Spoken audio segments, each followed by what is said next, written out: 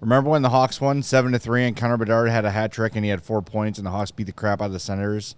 That was fun. Let's talk about that a little bit and also get to your mailbag questions next on CHGO Blackhawks.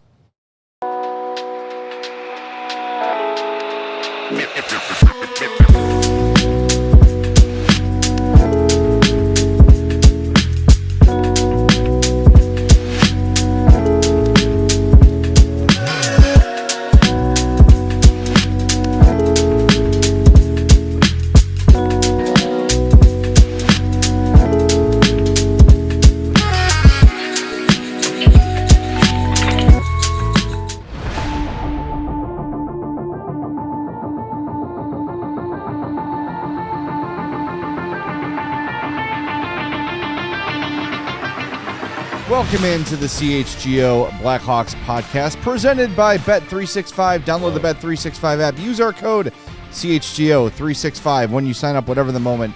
It's never ordinary at Bet365. I am Jay Zawaski. That is Mario Tirabassi. Hello. Sarah Fichter is over there running the show, yelling at us endlessly. Apparently I'm a yeller. All day. Just bossing us Just around. telling us what to do. It is ridiculous. I'm going to HR telling you when the there's a show's show over. at 2:30. Yeah. Yes. How dare you? If we raise your had voice HR, to us? I would be going. All right. How dare you raise your voice to us to tell us to? I'm going to talk to Tony. Be on He's time. not here. I'm going to talk to Well, I'll send a strongly worded Slack into the ether. We love you guys. Thanks for being here. Apparently, we missed a super chat. Yeah. last Sorry night. to Stink Weasel. Sorry, Stink Weasel. If we didn't get to your Sorry, your weasel super chat stinks. last night, but Yeah. thank you for the $4.99. We owe you one. Did you know weasels actually smell pretty bad? I could have guessed. My roommate in college had a ferret. Oh no, I don't like. Get ferrets. that out of here. I do not like ferrets. No. Hey, it's a giant. It's a rat, but bigger. Yeah. Let's put it in our house. And it hides places and then spooks you. No. Yeah. Get no. out. I just left the dorm for that day. I got my aunt and my cousin had ferrets when I was No. a kid. I was not a big fan of them. Nice marmot. I'm out. I'm out on all marmots and marsupials. Out of my house. I do like the GIF on the internet of I think it's a marmot that just screams. It's like Yeah. Sounds about good- right. That's a good That's what one. they do. Yeah, makes me giggle. I hate possums more than anything. This will be a Blackhawks beat in the summer. Why I Oh hate my possums. gosh! So, not to just completely derail the show. No, it's but fine. we'll get to We're- the hockey we're 3 minutes eventually. in. We did enough. When I lived in the city, took my dog for a walk one night. It was the only time I was able to get to a walk with him. It was at night, so whatever. I'm leaving the apartment, and it was a side yard, like entrance, and he was like sniffing around like this pile of leaves or whatever, and out from the pile of leaves, like charges this possum at him, and they like tussle for like a second, and I'm like, holy smokes! I've never seen my dog be aggressive, and I like pull him away off the leash, and I see this thing just like flopped over, plays dead. and I was like, what the heck was that? And I look over, and I'm like, oh my god, my dog just like killed a possum, and I had no idea what to do. I was just like, I checked him. I was like, oh, my dog, not the possum. I checked my dog. I was like, he seems okay. Like, okay, let's just walk, and we start going, and I look back, gone. Yeah, it's gone. Wasn't there. Yeah, I heard my dog Bailey freaking out the other night, and I'm like, the possums are back. So we have a fence in our backyard, and it's literally on top of the fence. And Oh, what man. their defense mechanism is, they freeze. Yeah, yeah. So it just stands there, and Bailey's just barking at it nonstop, and it's just standoff because the possum's not going to move. Right. He's just looking at me like, what do I do? I'm just going to keep barking. So I literally took I had like a beach lawn chair, and I flung it towards the fence, and it got him to run away and the possum to run away, and that was because I'm not thought touching you were gonna those hit the things. possum. Those things are gross. That would have been good aim. All right, well, we should get to some hockey, I suppose. I guess. But that was a good killing of 4 minutes. Good job, everybody. It was a double minor. It was Before good we get PK. to the mailbag questions, there is some news today that applies indirectly to Connor Bedard. 8 years, $10 million per for Utah's Logan Cooley. Yeah. It was 8x9, I think, that he didn't sign at the beginning of the season, and then he's off to a tremendous start. for Utah and is a big part of what they were building. And what they're building is going in the right direction. And what they're building is a team that is right now, I believe, at the top of the Central Division. They're very good. And a team that like might still take a little bit of like getting used to in the sense that like they're not just the like new, not new, the newly relocated team, but the rebranded team. But also like, hey, like they're also like really good. Like there's a reason to cheer for and watch Utah other than they're just kind of new. Like they're also like playing really well. Like Cooley and Gunther and Blackhawks legend Nick Smoltz Leads the league in scoring? Second in the league in scoring. Like just as we all predicted. Like they got a fun group there, and Cooley is a big part of that. I think I saw something that said this was the third largest contract out of an entry level deal in NHL history, and obviously it's new cap will adjusted, but still like that's really impressive. That I think that third largest will track until Connor Bedard gets his deal. Yeah, I'm looking at the numbers here. So this year, Logan Cooley, 12 points in 11 games. He has 8 goals and 4 assists. He is a +5 this year for the Hawks. Connor Bedard in 10 games, 6 goals, 6 assists, 12 points, +4. Over their careers, Logan Cooley has played 168 games. He has 53 goals, 68 assists, 121 points. Connor Bedard, 160 games, 51 goals, 89 assists, 140 points. So if he's using Logan Cooley as a jumping off point, he's going to get more than Logan Cooley. And I think that's kind of a fair place to begin the conversation with Bedard, because a lot of us weren't really sure. Like, well, he hasn't really been the second coming of Sidney Crosby or Patrick Kane yet. But when you look at the young players who are getting paid, who are getting talked about as some of the best young players in the league, that's where it's going to go. So if I'm thinking today what that number is going to be at the end of this year, 12. Yeah. And I'm pretty comfortable with that. If it's 8 years, if it's 8 years, $12 million for Bedard, I'm taking that and running. Yeah, I think that based off of the factors of like importance to the organization, production, and projectability, Cooley and Bedard are pretty even. Yeah, as far as all those factors go, I think you'd probably say you're betting that Bedard's ceiling is a little bit higher than Logan Cooley, but they're both projected to be elite level guys. It's interesting. I was having a conversation with our buddy Tab Bamford with Bleacher Nation Blackhawks, and also our friend John Weideman, broadcaster for the Blackhawks on WGN, about Bedard's contract and the salary cap, rather the salary floor. There's a lot of money coming off the books for the Blackhawks. Yeah. A lot of players that they're going to fill out their roster with over the next 2 or 3 seasons are going to be on entry-level deals, which will only be about $1 million as the entry-level cap goes up. And you got Shea Weber's deal coming off the books. Yes. And you got guys... So many memories. You got guys like Nick Foligno, maybe Ilya Mikheyev, maybe Jason Dickinson, maybe Connor Murphy. They're on expiring contracts. Not sure if those guys are going to be back. That's a combined like $16 million. Even with Nazar's extension and Knight's extension kicking in, they got to spend a lot of money. Yeah. So I do wonder if we're not thinking of Bedard like penny pinching, quote unquote, to kind of be like, oh, Logan Cooley 8x10, Bedard seems like a 11 to 12. They might get into a situation where they're like, we might give Bedard a little bit more, so we're worrying less about how are we going to get to the cap floor and not spending money other places, like trying to dip into free agency or like trade to add somebody that's on, a not great contract, quote unquote, but who's going to be an NHL player. Like, you got to start looking at like how are you spending this money, who you're spending it on, and I think with the influx of guys that likely are going to come up through within the organization right now, they're not going to cost you a lot because they're all on their entry-level deals, or their second contracts aren't going to be big money. So Bedard might end up getting like, and this is just off the top of my head, like he might be getting like 15 Just because per season, just because they're at a spot where they kind of have to start spending this money. I mean, which like you're $15 right. million for Bedard if he goes on this trajectory is just like, yeah, that's gonna make sense in like two seasons. I mean, that is a dangerous game to play. It's like, well, we've got money to spend, so we're just going to give it to you. I mean, giving it to Connor Bedard is a pretty safe bet. Yeah. But I would imagine that owners wouldn't love that because it changes negotiation points for guys like, hey, he's making 15. I'm better than him right now.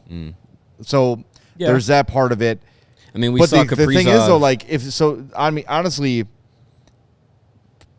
who is scheduled to reach free agency that is not like resigned already? Panarin. I mean, Kyle Connor get his deal yet? I think he did. Yeah.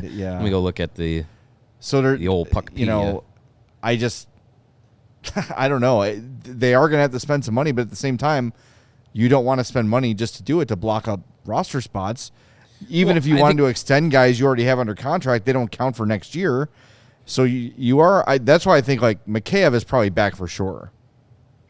Yeah. And I feel like I'd probably be a little more comfortable saying, all right, Mikheyev, you're making like just over 4 right now.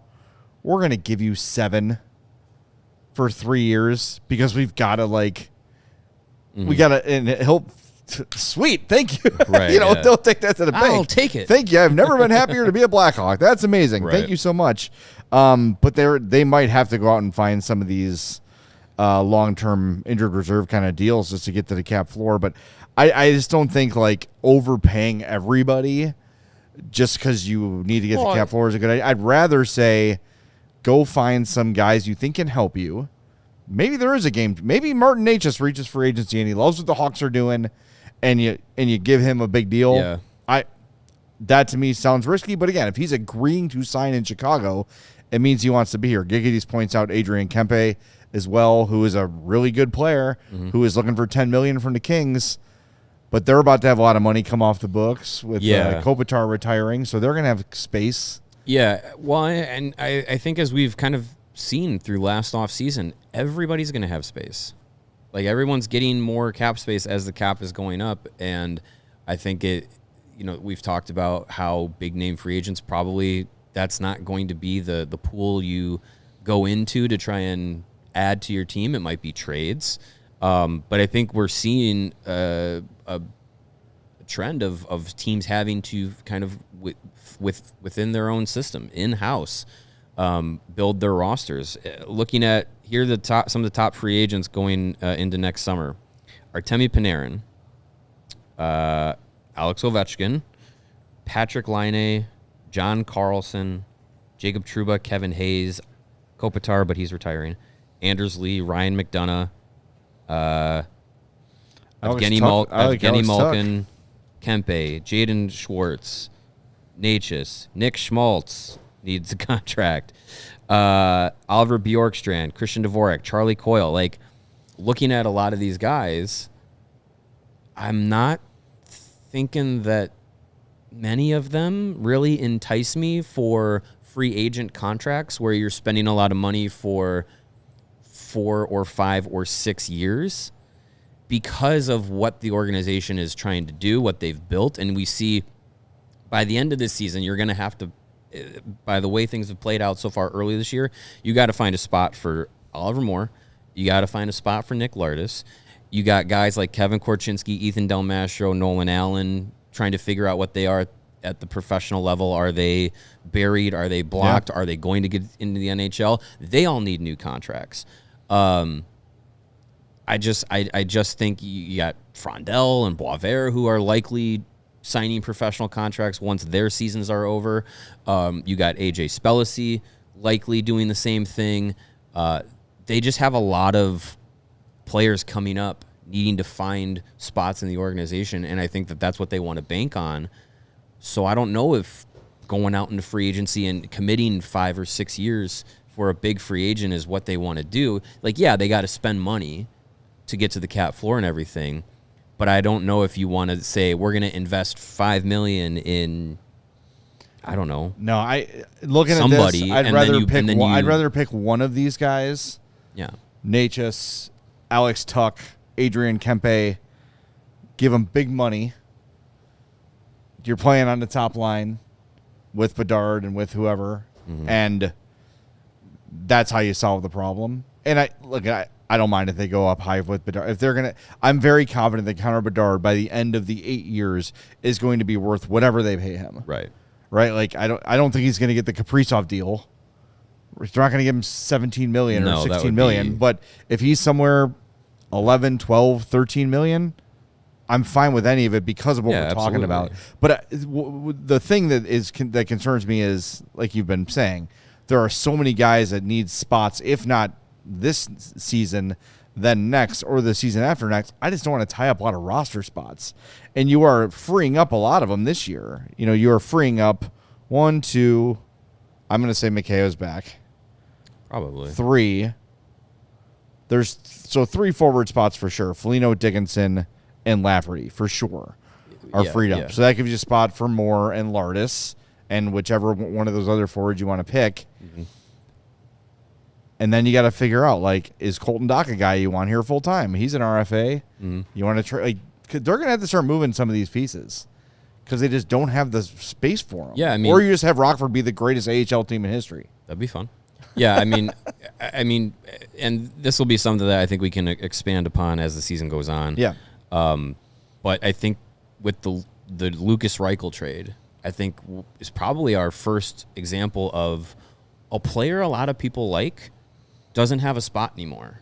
So you got to move on from him. Right. And that's going to be a reality that we might end up having to cross with some of these young guys that we've seen their development over the last few years. We've invested in them becoming pros and becoming a part of things. And then it just, by the numbers game and by how different players develop, they just might not have spots here. And they might be trade pieces to add something bigger down the line. And it's going to be a tough reality as we say goodbye to some of these guys. Yeah. Because it's inevitable. Not all of these players will make it as Blackhawks. There's just a numbers game. Yeah. There's just too many.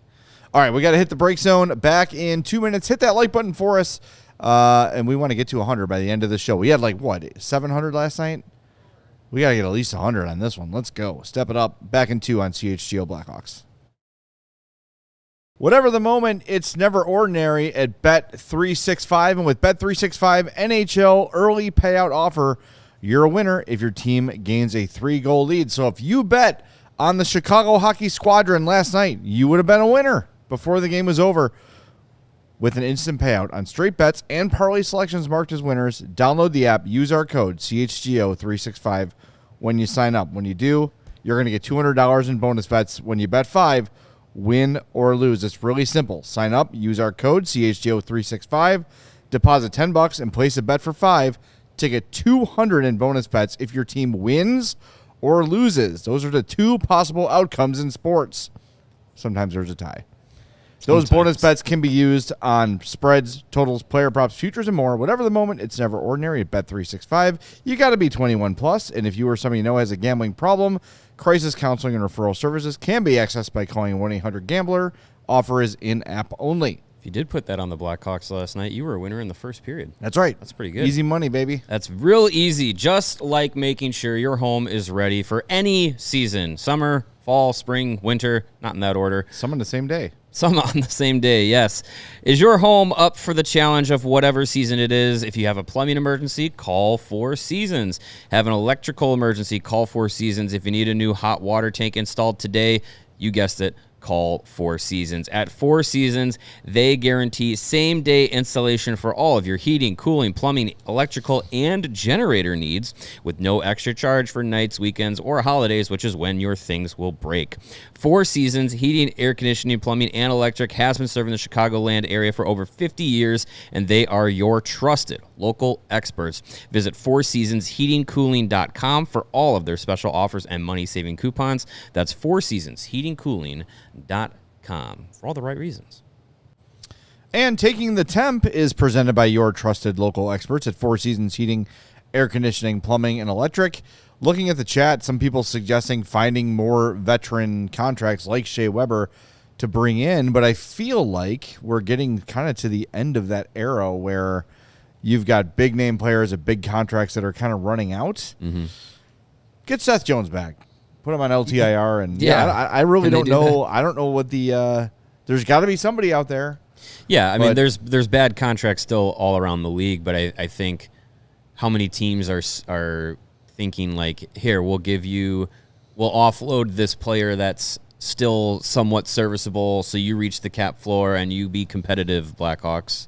Like, it's also, I think teams are going to start coming around to like, oh, you're harmless, you're at the bottom of the standings. It's going to be like, well, we might actually be helping this team, right? And maybe they're in division or in conference or whatever, and you don't want to give them any and kinds the cap of going up advantage. too is also not only is it raising salaries for free agents, it's also it's letting bad contracts be less bad and less problematic for teams. So, Seth Jones making 9.5 last year versus making 9.5 next year. Right.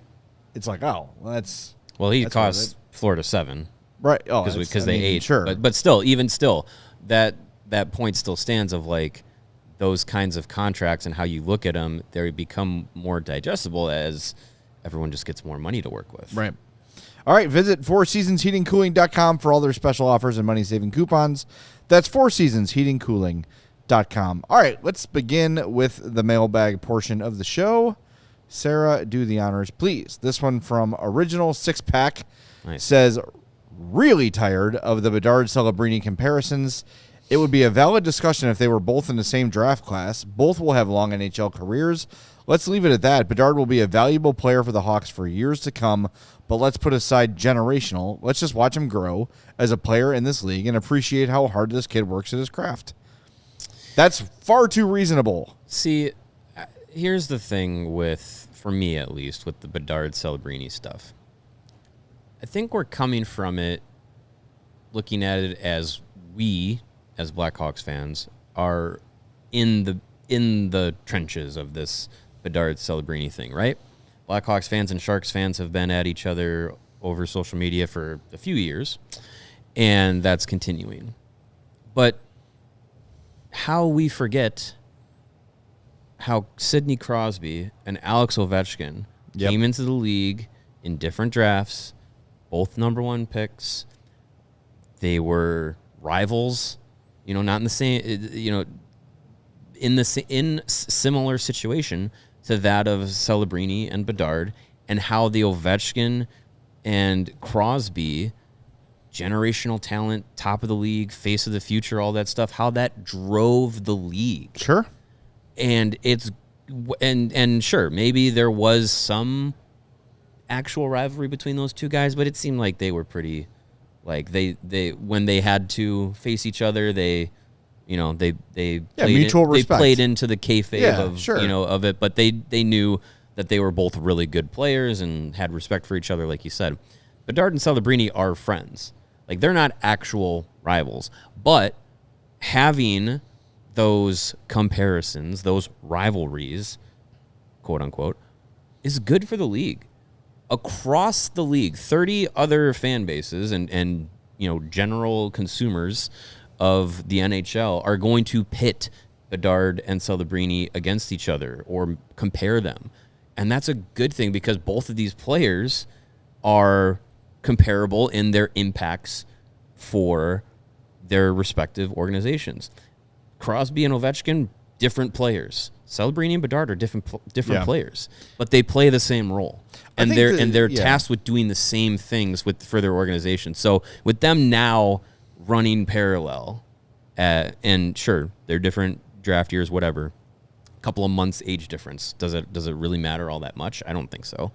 Like that, them running parallel and starting to be awesome at the same time, it's good for the league.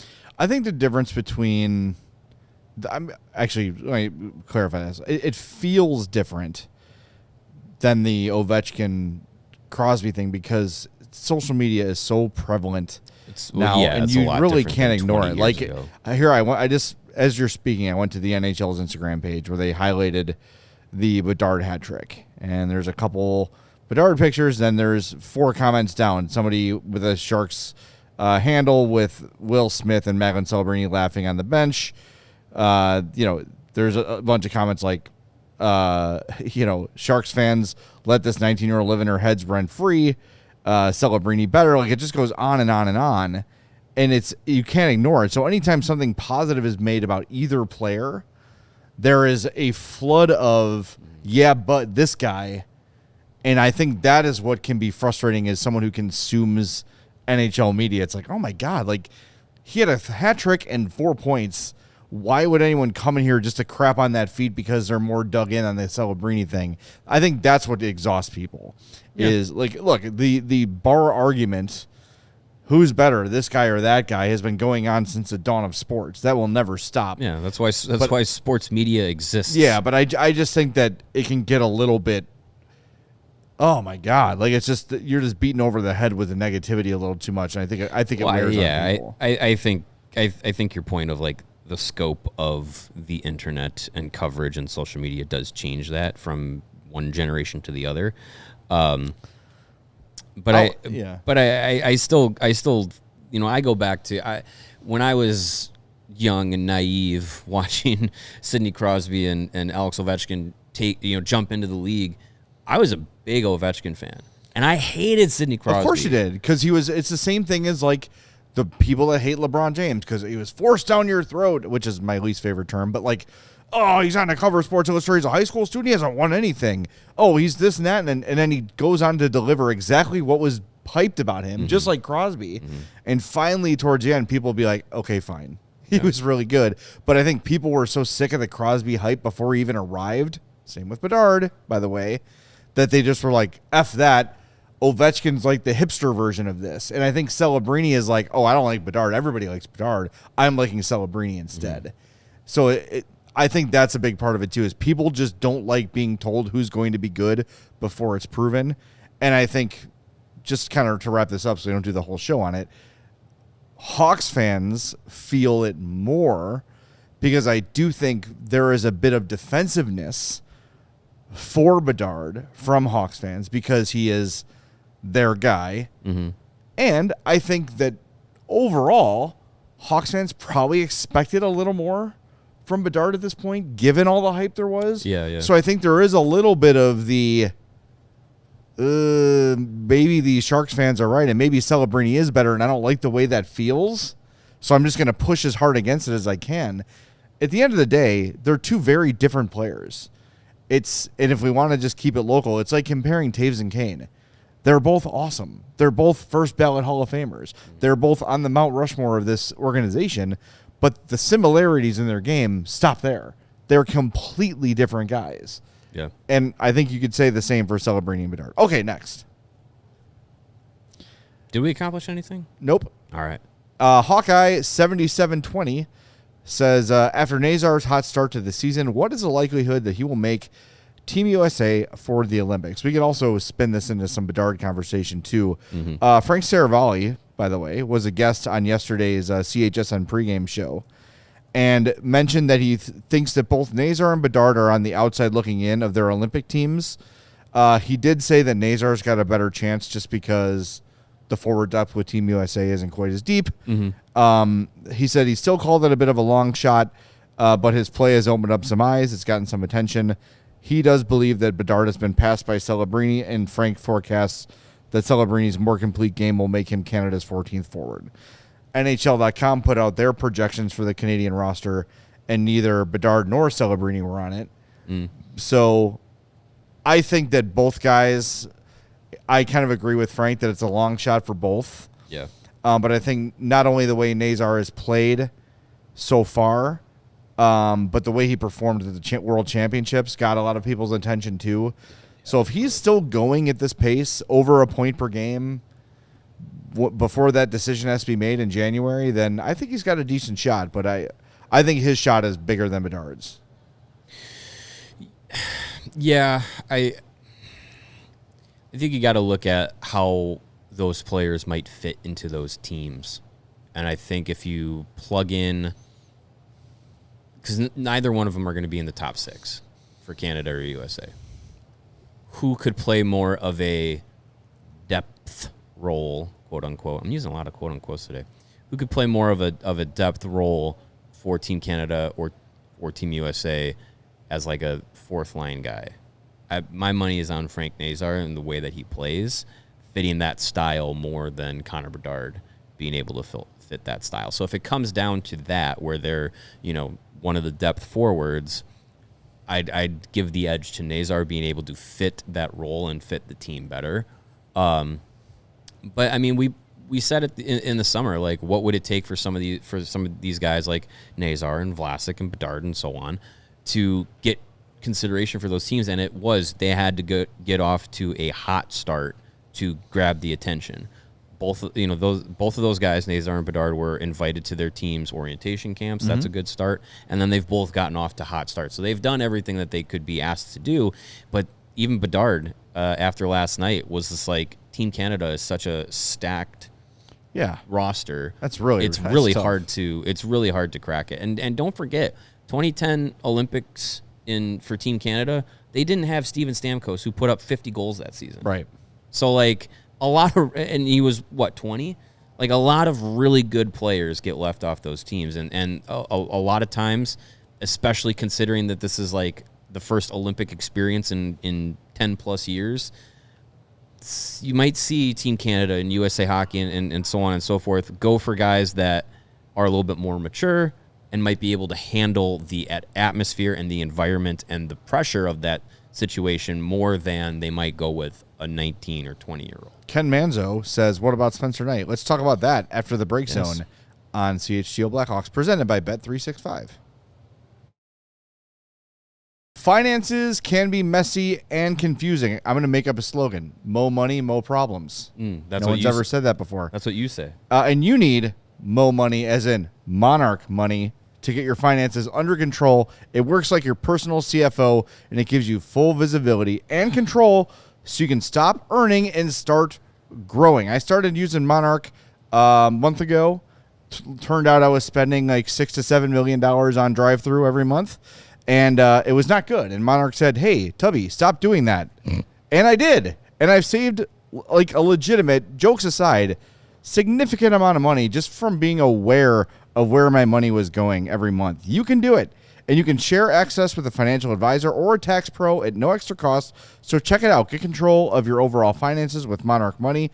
Use our code CHGO at monarch.com in your browser for half off your first year. That's 50% off your first year at monarch.com with our code CHGO. The weather is getting colder. Fall will soon turn to winter, and usually that means you're eating for comfort and you're packing on the pounds. Well, correct. Not with Factor. Factor is easy to use.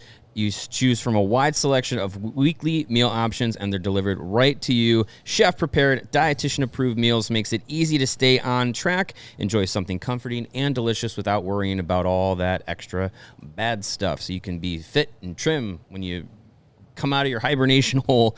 You can do that with Factor. You can eat smart at factormeals.com /CHGO50 off. Use that code CHGO50 off and get 50% off of your first box from Factor. Plus, you get free breakfast for 1 year. Oh, that's a deal. That's a code CHGO50 off at factormeals.com for 50% off of your first box. Get delicious, ready-to-eat meals delivered with Factor. Offer only valid for new customers with the code and qualifying auto-renewing subscription purchase. All right, we are back on CHGO Blackhawks, and we are close to 100 likes, so let's get over that hump right now. Hit that like button for us. Please get us to 100 likes. The conversation was Spencer Knight as Team USA goalie. I think you can obviously pick Connor Hellebuyck and Jake Ottinger as they're definitely going to be on the team. Yeah, 1 and 2. So then the question becomes Jeremy Swayman, Joey Decord, Spencer Knight, Thatcher Demko, Dustin Wolf. Yeah. Anthony Stolars, rather. Alex Lyon. Yeah, like all these guys have had good years, and Spencer Knight has been outstanding to start the season. There's no doubt about it. Yeah. Jeremy Swayman, I don't know if I mentioned him, but he sort of seems to be the favorite for the third, even though... I mean, he's been bad. Yeah, he's not been good. 886 save percentage and a 345 goals against. Dustin Wolf, 887 save percentage, 344 goals against.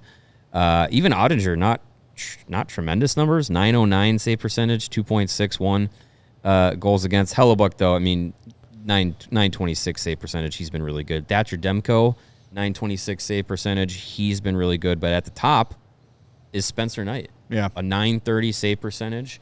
Was higher before last night's game. His saves above expected goals, or expected goals saved above average, is leading the league. You know, he's saving the Blackhawks basically a goal and a half per game he steps out there. So, you know, I think past performance and stature means something when these Olympic rosters get shaken out. Hellebuck and Ottinger, those are guys you definitely want to go with, but I don't think you can default to a guy like Jeremy Swayman just because he's been in the conversation more. I think you got to go with a guy who's feeling it sometimes at that moment. And Spencer Knight, I think the way he has started this season, you know, he's been on a big World Junior stage for Team USA before. You know, he's familiar with the program.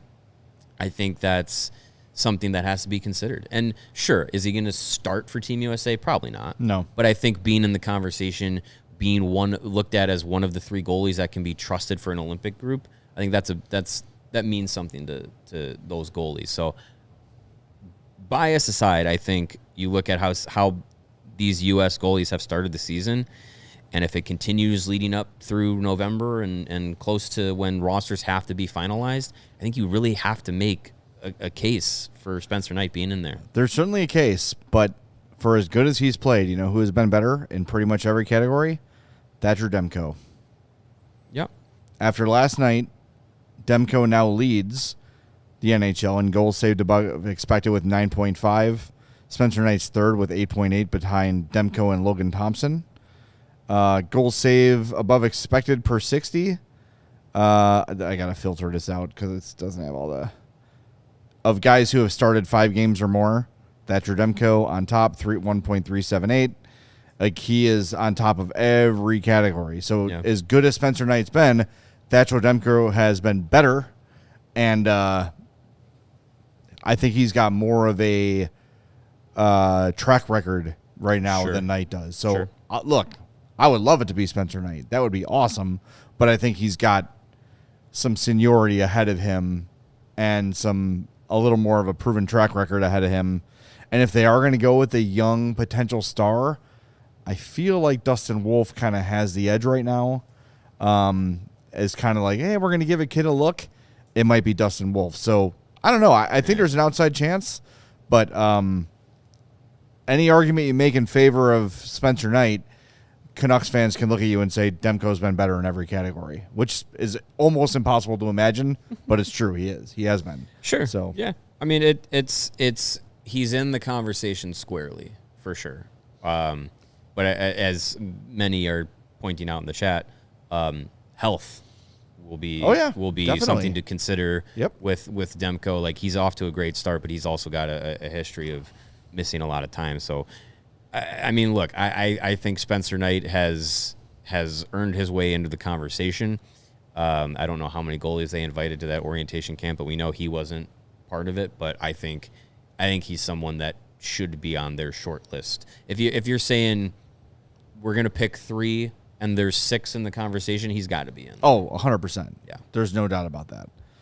All right, let's get to the next one here, Sarah. This one from our friend Warren Bedards. Says, do you think there's any chance down the road, maybe at the end of Soderblom's current contract, where management prefers to play Berezhnoi over Commesso?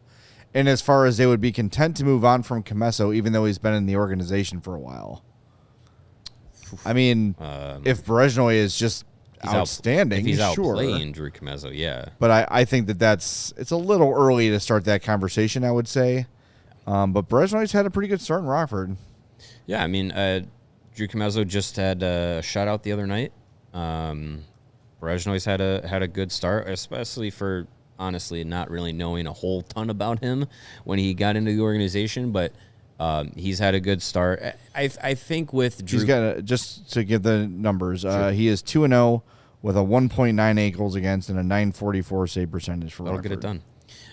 It's only 2 games, though. Yeah, it's a long season. But I think with Drew Commesso, there's still... within the organization, a belief that he's going to be a contributor eventually. what do you see Soderblom as? Is I think is a big question. Is he part of the long-term picture? Do you want to invest in him as a backup, and then you do have the conversation of Drew Commesso becomes maybe a trade piece or something. Who knows? Because if you have a starter and a backup, you feel confident in. I know we've seen a lot of like goaltending by committee that has had some success in the NHL, but I don't think it's necessarily like you have to have 3 starting goalies, NHL caliber starting goalies to have success. Like with Spencer Knight, like he said, like he has expressed he wants to be like a guy that plays 60 games a year or more. That's not all that common nowadays, but he seems like so far he's got the capability and the mentality of wanting to be able to do that. So I don't know. I think right now you're just in a good spot that you feel confident in Knight. You feel confident in Soderblom. You still feel like you have a really good thing in Drew Commesso. And so far this season, Adam Guyan in college is off to a good start, which he's needed kind of a rebound. You got Berezhnoy in the mix. He's off to a good, like the goaltending situation is in a really good spot. Yeah. And I think you just need some more time this season to let things play out before you start, like you said, having the conversation of, do you need to move anybody? Right. So I know Soderblom's up for at the end of the year, I believe, End right? of next year. End of next year? Okay. Yeah. Well, Yeah. So still have some time to figure things out. Right. And I think that really fits the timeline well for Drew Commesso to maybe move into I think initially back up, but then if he plays himself into like a 1B situation where you feel confident going, one of every 4 starts or is for Commesso, then sure. Commesso is an RFA this summer, though. So that'll be interesting. They got to make a call on him. Yep. But it feels like before they traded for Knight, the plan was like, let's just keep developing this guy, and then he'll be our guy in the near future. But he can certainly. I don't think there's anything wrong with him coming up and being one of the best backups in the league for 3 or 4 years while you figure out, is Spencer Knight your guy long term? And I feel very confident in his ability to do that. Yeah. But who knows? And maybe, I know we just talked earlier in the show about all these entry-level deals, but eventually those deals are going to stop being entry-level. And you will have to make some tough decisions, because if all these prospects develop the way we hope they will, that's going to get expensive. We learned that very quickly with the Dynasty Hawks, where, oh boy, it's not just Kane and Taves, it's Bufflin and it's Hjalmarsson and it's and oh my God, we found Brandon Saad, and oh my God, we found Artemi Panarin. And it like just gets the guys you have to pay get more and more and more, and you got to make some tough decisions. So that's years away. We're talking 4 or 5 years down the road before we even have that conversation. But like you said, Mario, they're in a very healthy spot goaltending wise. And just like they are kind of in every position, they've kind of gotten embarrassment of riches in terms of prospects, of guys that people around the league feel like are NHL players eventually. Mm-hmm. Now it's a matter of them getting here and showing what they are at the NHL level, so we'll see. But, no need to rush that decision at all. Mickey Sticks 21 with his $5 super chat says, could this coming offseason be the year of the offer sheet? I feel like the last 3 off seasons has been the year of the offer sheet. Only once has it happened. I think it's going to be harder now than ever, though, because all of a sudden teams have this found cap space. And if there's a guy they really like, they'll probably be able to keep him. So, if let's kind of look back at the Hawks, like the Hjalmarsson-Niemi situation, where the Sharks offer sheeted Hjalmarsson, the Hawks had to match and move on from Niemi. If someone comes for an offer sheet for a player a team really likes, and they got to match it, well, now with every team having cap space, if they have to move a piece they're not quite as high on, it's way easier to do than it's ever been. Yeah. Like, oh man, we got to match this offer sheet, so we got to move our second line right winger who had 60 points. We got to move him to make room for this so he can keep this guy signed. Like I think it's going to be much harder for offer sheets to actually result in players moving teams. And I think too, like the conversation earlier regarding like how they're navigating the cap floor. I think if someone were to offer sheet on the Blackhawks, I think they wouldn't, unless it's something ridiculous. Like someone offers Sheets a guy for $20 million or whatever. Okay, are you really risking 4 first round picks? You know, it just seems like it seems like it's not going to become as common as a lot of people thought it was going to be. And, you know, we heard it was offer sheet McTavish, offer sheet all these guys. I mean, it was just all those deals eventually got done. Yeah. Without, you know, offer sheets hitting the table. So I think it's still something that can be used. You know, the Blues did it effectively. Yes, it did. But I don't think it's something that's going to be every offseason you're looking down the list and saying, yep, there's at least 4 guys getting offer sheeted this year. I don't think it's going to work that way.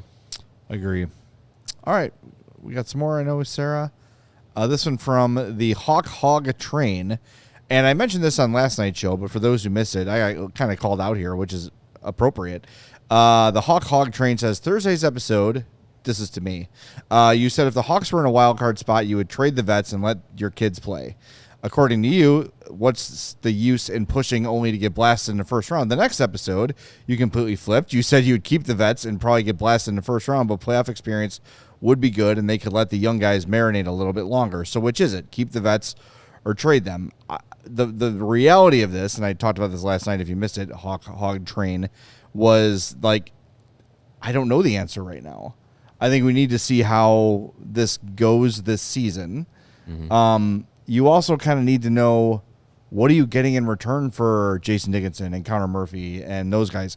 Also, is Boisvert going to be available for you, or is he going to go deep into the college playoff? Like, are you okay leaving Moore and Renzel down, or Moore and Lardis down in Rockford for the whole year? I saw Scott Powers reply to somebody on Twitter yesterday. I don't think they're going to be here for some time about those guys. So it's not imminent for Moore or Lardis. So maybe they're comfortable just giving him the whole year down there. So there's a lot of context to it. I think that, look, if you're in a firm playoff spot at the deadline, let's say you've got a 4 or 5 point lead on the wild card spot or something like that, and all you're getting offered for Jason Dickinson or Connor Murphy is a 4th or a 5th round pick, why not? I mean, why not just see what happens? Yeah, because what is the value of having that, if it's a mid or late round pick down the road, what's the value of having that and moving that guy that could have been contributing to your team playing, as we've all been begging and asking for this team to play significant games in February and March and April? That's a learning experience, and that's a valuable experience for young guys to have those games that matter. Be standings watching. If you getting into the playoffs and pushing to get into playoffs and being in there, being in those atmospheres, being in those situations, for young players, like, that is a growing experience. That's a learning experience. That's valuable. We saw it with how they've handled things in Rockford. They've made pushes with the young players to get into the postseason, and those guys like Vlasic and Doc and the guys that have gone through, they've played postseason games. They've been in those atmospheres. So that's a valuable experience. I think if you're weighing the importance and the value of mid-round picks for these veteran players to open up roster spaces for younger players, or this team pushes and they get into a playoff spot, I think it's more valuable for them to get into the playoff spot. I think the weight of playoff experience, I'm not saying like they're going to go into the playoffs and go on a deep run. You know, sure. Would it suck if you get waxed and swept in the first round? Absolutely. But I think this is a team that everyone, even people in the Blackhawks world that they're most optimistic, weren't thinking that they were going to do anything. If this team gets into the playoffs, you've already won. You've already won this season if that happens. So the outcome almost doesn't matter. Yeah. And if you and sure, if you don't get anything in return, if Jason Dickinson, goes to free agency and he gets a contract elsewhere, I think you live with that. Because then one way or another, that roster spot has now been open for a Boisvert or a Frondel or whoever. Same thing with Murphy and those veterans. Like, if you don't get anything back from them, but you got into the playoffs and you got Connor Bedard at age 20 playing in the playoffs, I take that trade off over a 4th round pick I think in so too. 2027. And if we look to like Levshinov, Rinzel looked so good at the end of last year. And we all were like, especially Rinzel, we're like, oh man, Rinzel's going to be in the Calder conversation. He's going to have a great year. He has struggled to start this year. He's not been bad. Yeah, he hasn't been an all-star. Some massive ups and downs. So I don't think that just simply starting their careers a couple months earlier for Lardis or more, bringing them to the NHL just because they're doing well in Rockford isn't necessarily going to make them significantly better next season. It doesn't really work that way. I also think you've got to look at these guys as human beings. Like a lot of these guys, the guys we're talking about, Foligno, Dickinson, Murphy, have been here leading. They could certainly be like, get me the F out of here. This sucks. I want to compete. Trade me. Instead, they have leaned in and said, I want to be part of this thing. I want to see it through. And then when you're about to see it through, you're like, thanks, bye. Right. I think that and even if you don't care about them because you feel like, well, they're gone this summer anyway, who cares? You got to do what's best for business. How does that make the young players feel who played their asses off, worked hard this summer to get better, to have a more complete game? They did everything you ask. They're overperforming, or they're performing earlier than you expect, and they get you to a playoff position or even into conversation, and then you pull the rug out from under them by trading a bunch of valuable veterans. Then they're like, whoa, wait a minute. Mm-hmm. We did everything we were supposed to do. Why are you pulling the plug on this thing? To get a couple 4th-round picks or to bring some kids up that might not be ready yet? Right. Like, I think you've got to think about the impact it has on the players on the team. Connor Bedard said it first week of the season. I want to win now. Yeah. I'm not here to win 3 years from now. I want to win right now. So I think our excitement to see young players come up, man, Nazar has been so awesome, and Bedard's been awesome, and Rinzel and Levshinov have been good, and look at Ryan Green on the first line, and like you just get, it's like you need another hit of a great young player. Like, come on, feed that addiction. It's okay. There's no problem with letting Moore and Lardis and others just spend this year in Rockford, and then there's plenty of roster spots open for them in camp, and then they've also got to compete for them in camp, which I like. And I think, consider, you say, oh, they're doing the same thing that Frank Nazar did, right? Well, Frank Nazar was doing it in Rockford while Chicago was butt.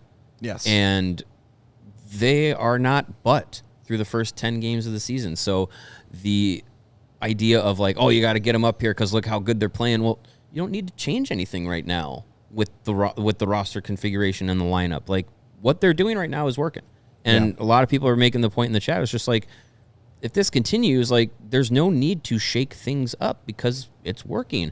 And Nick Foligno said it after last night's game of just the collective desire for this group to want to have success and bring the Blackhawks back to what they were a number of years ago. Like, you don't want to shake that up, like you're saying. Like, you don't want to take the guys that have, preached the culture and the identity, and now you're getting it, and you're seeing the benefits of it, and then the guys who have been like the ones that have endured a lot of the tough parts of this rebuild, you don't want to take them away from that. And sure, maybe if you trade them to a contender, they still play in the playoffs, whatever. But I think it's an organizational statement to say, like, if they're in that position to see it through, they get to see it through. Think of it as the human version of the Phoenix Coyotes. Like, we put all this work in, we drafted all these kids, and then they leave for Utah. And like, now they're the Utah Mammoth. Yeah, right. It's tough. And Sprout says, what if it's a second? What if it's a first? You're not getting a first-round pick for Connor Murphy or Jason Dickinson. You're just not. To me, like... and it would be a contender's first, which is towards the bottom of the first, and then second-round picks in the NHL are, I don't want to call them coin flips, but the success rate of second-round picks is much lower. If someone wants to be reckless and give you a first for one of those guys, then you trade one of them, sure. Yeah, I mean... But, like... you still want to be able to keep your prospect system robust.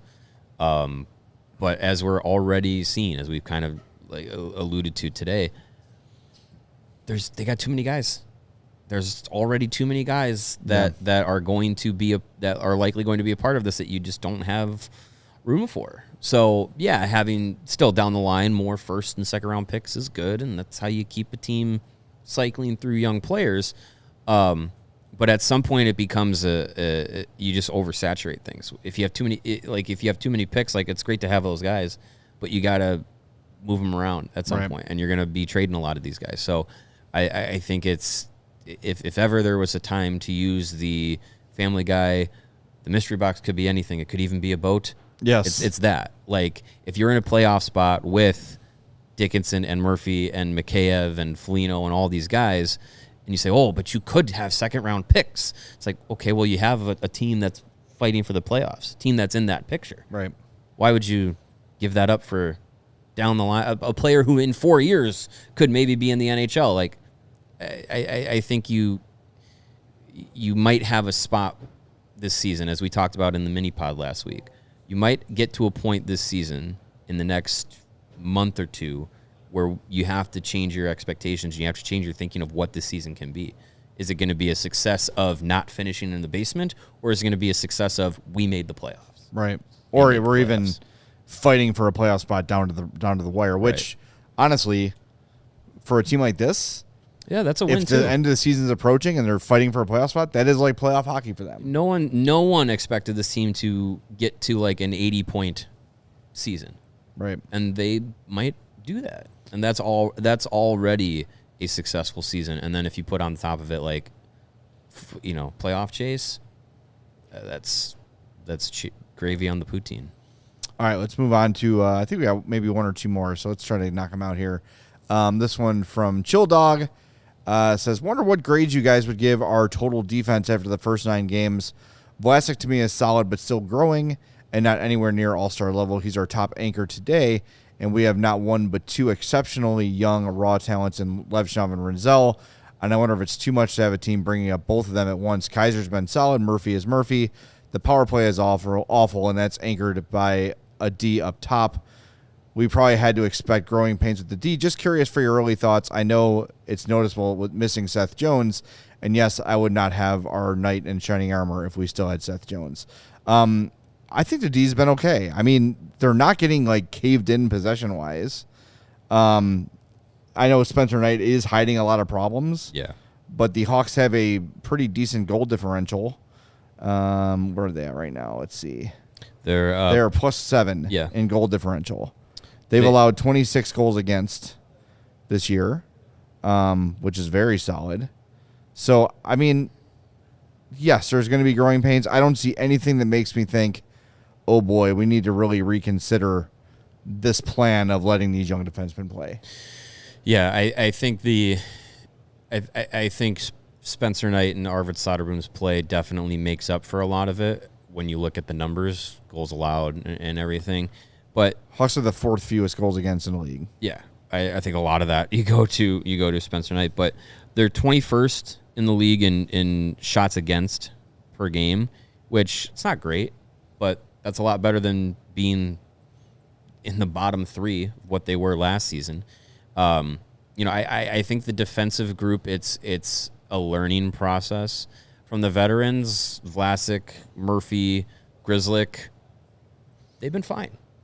The young guys they've had moments of like really good play, like from Crevier and Kaiser especially. Like if any defenseman you want to give an A to through the first 10 games, it's Wyatt Kaiser. He's definitely leading, the leader in the clubhouse early this season of best defenseman as far as impact on the ice. Matt Grzelcyk's been found money, really. Yeah, and he's like a analytics darling. Yeah, but for $1 million, you could do a lot worse for defensemen. And then Renzel and Levshov, they've been growing. They've had some rough spots, but they've also had some good spots. I think you continue rolling with that. Right now, Tony Granato said the worst player grade he'd give out was maybe a B-. I'll take that. If a full season, the worst player grade you're giving out is a B-, that's a win. So I think early on, the defense as a whole has been passing. Moments of good, some moments of bad, but I think the moments of good outweigh the bad. So before last night's game, Spencer Knight was saving like 1.3 goals above expected per game. Yeah. So I'm just going to go ahead and say if we add a goal against a game for the Hawks, they would allow 36 goals. They would have allowed 36 goals this year. That would have them with Toronto, LA, right behind the Oilers. So like 24th, 23rd in the league, which if I told you 10 games into the year, they're going to have, they're not going to be at the bottom 5. You'd probably be pretty pleased with that. Yeah. So yes, you got to give a lot of that credit to Spencer Knight, but still, even if he was just playing as expected, if both goalies were playing as expected, they'd be, bottom middle of the league, which is better than expected. So, and look, you still have Rinzel really raw, Levshinov really raw. As those guys get more and more games under their belt, get more comfortable, start finding their rhythms, that's going to get cleaned up a little bit. As they learn Jeff Blashill's system and get more comfortable in it, that's going to grow a little bit. So I think it's going to get better. I think, you can go through all the analytics and find some things to concern you if you want, but you shouldn't, because it is a way better start than anyone imagined. And I'll just tell you this, trust your eyes. Trust what you're seeing. They are playing well. They were beating the hell out of Ottawa in the first period last night. And then the second got away again. They overcame it, won the game 7-3, right? It's okay. In the games where they really got crushed possession-wise, Florida and Utah, Florida beat them by 1 on a weird, late Jesper Bohlquist goal that hit him in the stomach. Mm-hmm. And then Utah, they beat. Mm-hmm. In a game that wasn't great. Yeah.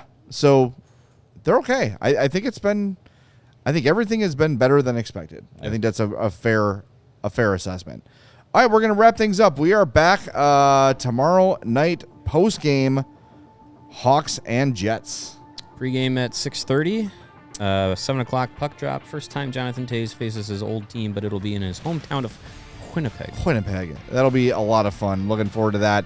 And this is a really good test for the Blackhawks. Yes. The Jets are a really good team. So this is a matchup of PDO machines. Yes, it is. 2 of the top 3 PDO teams in the league face each other.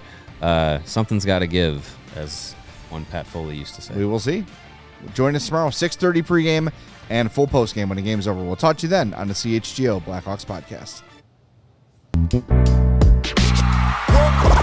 We all silly like the mayor.